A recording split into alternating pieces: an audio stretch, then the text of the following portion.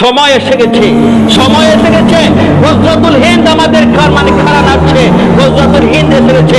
আল্লাহ নবী সাল্লাল্লাহু আলাইহি ওয়াসাল্লাম বলেছেন যে আখিরি জামানার মধ্যে একটা যুদ্ধ হবে, যেই যুদ্ধ হবে ইন্ডিয়ার মধ্যে, সেই যুদ্ধের নাম হবে গজওয়াতুল হিন্দ। নবীজি বলেছেন এই যুদ্ধের যারা সৈন্যবাহিনী হবে তারা বদরের যুদ্ধের মতো মানে মর্যাদাবান হইয়া তারা জান্নাতের মধ্যে ঢুকে যাবে। সুবহানাল্লাহ।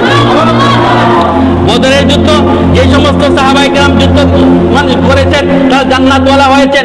নবীজি বলেন গজওয়াতুল হিন্দের মধ্যে একটা যুদ্ধ হইব, ভারতের মধ্যে একটা যুদ্ধ হইব, একটা খুরাসান থেকে একটা কালো বাহিনী বাহির হবে। খুরাসান বর্তমান মানে আফগানিস্তানের নিকটবর্তী জায়গার নাম হচ্ছে খুরাসান, ওখান থেকে একটা বাহিনী বাহির হবে, তাদের নেতৃত্বে একটা যুদ্ধ হইব। নবীজি হাদিসের মধ্যে বলেছেন এই যুদ্ধটা হইব ইন্ডিয়ার সাথে যুদ্ধ হইব। কার সাথে?